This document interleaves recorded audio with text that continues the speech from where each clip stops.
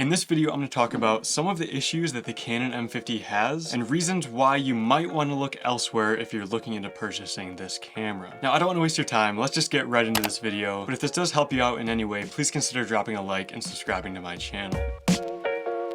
Now also, some of these might be opinionated and based off you personally, not something that's specifically an issue with everybody. And also, as a YouTuber, I can't just tell you what specifically is the perfect camera for you or not a good camera for you. So I'm just here to give you the facts about some of the issues with this and issues that I've had with it. Then you can use this information how you'd like. I've said this multiple times and I've made a bunch of videos about this camera. I still think this is one of the best cameras you can buy if you're looking for a beginner or a budget camera under $500. The Canon M50 is one of my favorite and most used cameras. So again, even though I love this camera and I think it's a great camera, I still want to provide you with the information about its issues, just in case those are more important to you than the good things about this camera.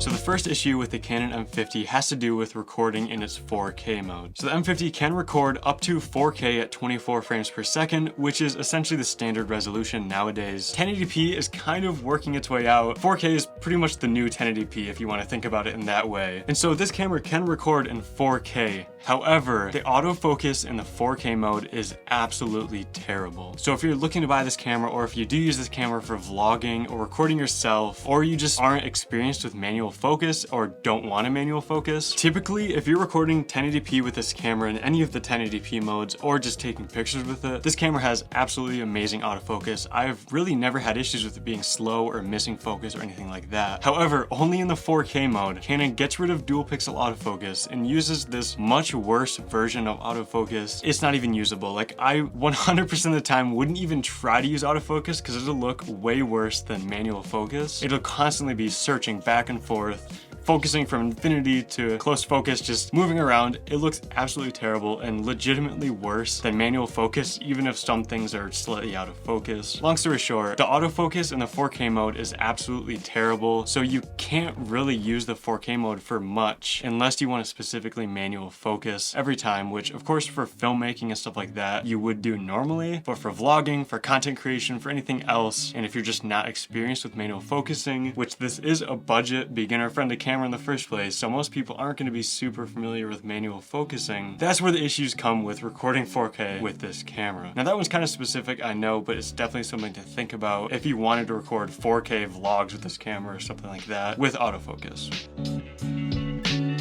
Next up has to do with the HDMI output. So this camera does not have clean HDMI output. Essentially, if you want to plug in an HDMI cable from this into a capture card or into your computer or something like that, this camera doesn't have clean HDMI output. So when you try to use it as a webcam or something like that through the HDMI, you're gonna have all your information on the screen, like your waveform, your shutter speed, your ISO, your focus points, and other random things all around the screen that pretty much make this camera unusable for using it as a webcam through your HDMI port or recording externally through the HDMI or anything like that. However, Canon kind of has a solution for this. You can actually download a software from Canon and then plug this in from not the HDMI, but actually the USB cable into your computer, and you can use this as a webcam in 720p. However, that's only if you have that software and if you want to plug it directly into your computer for streaming, which a lot of times will work, and I have used this for streaming before. However, if you want to record to an external recorder like an Atomos Ninja 5 or something like that, or if you just need to use the HDMI output for some other type of capture card, you just can't really do that. It's gonna have all the information on the screen and it's really not gonna be usable. However, Canon did fix this with the Canon M50 Mark II. So if you do want to buy the M50 Mark II, it has clean HDMI output and this isn't an issue for you. But for the Mark I, this will be an issue if you want to use it for streaming or external recording or anything of that nature. Now real quick, I have a very serious message from today's sponsor, Aura.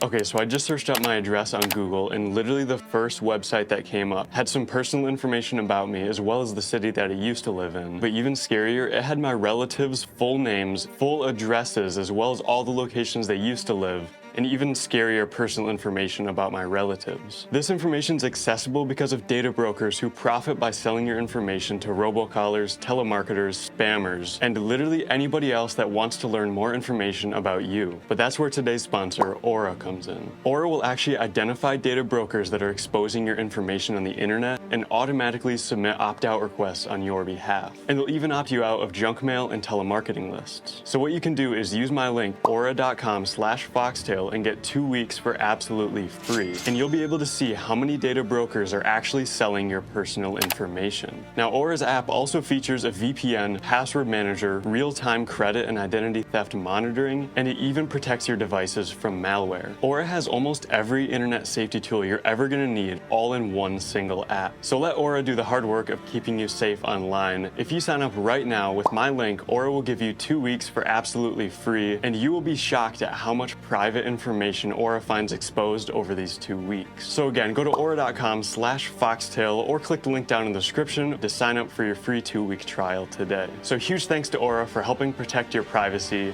Now let's get back to the video.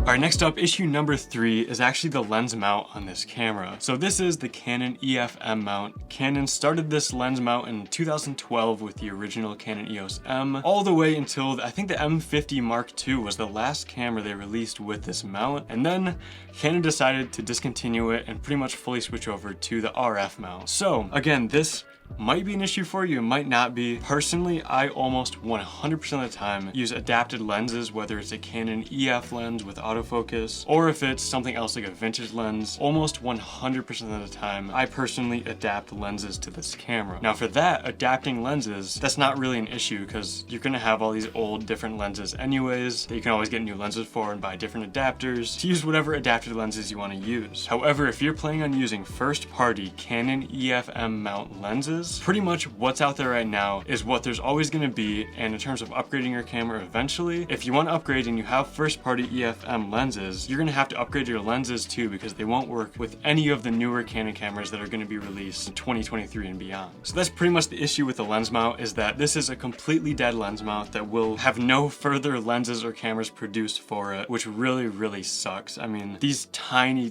form factor mirrorless cameras from Canon were such great beginner cameras at such a low price point, and the lenses were at a low price point. So that really sucks, but that is another issue with the M50.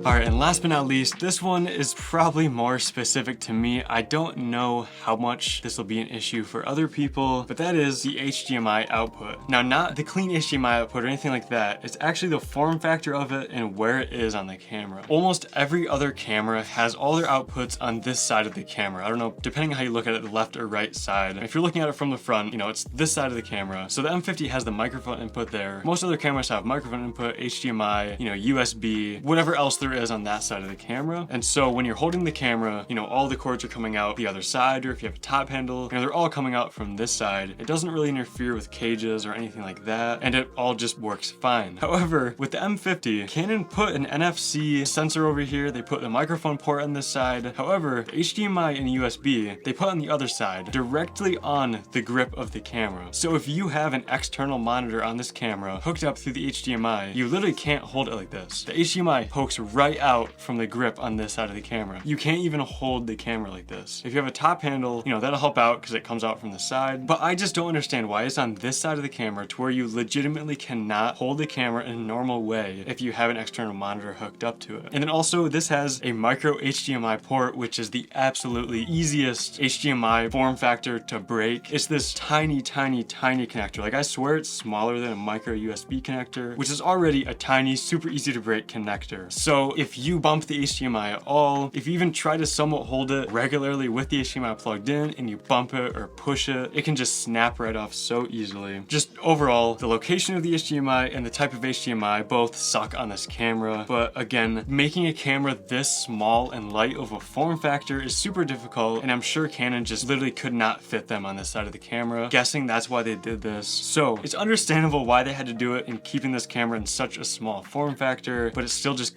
really sucks, the positioning and the form factor of this HDMI port. And so those are pretty much the main issues I've noticed with this camera. Now I will have a video coming out, 4 things that I love about this camera or reasons to buy. I don't know what it'll be called yet, and I also don't know if it'll be out before or after this video, but definitely check that video out as well if you're looking to buy this camera. If it's out right now, it'll be linked down in the description, and if it's not, then you should definitely subscribe and stay tuned and watch all the other videos I have about the Canon M50, because I've made a bunch of videos about this camera. But that's it for this video. If this helped you out in any way, please consider dropping a like and subscribing, and I'll see you in the next video.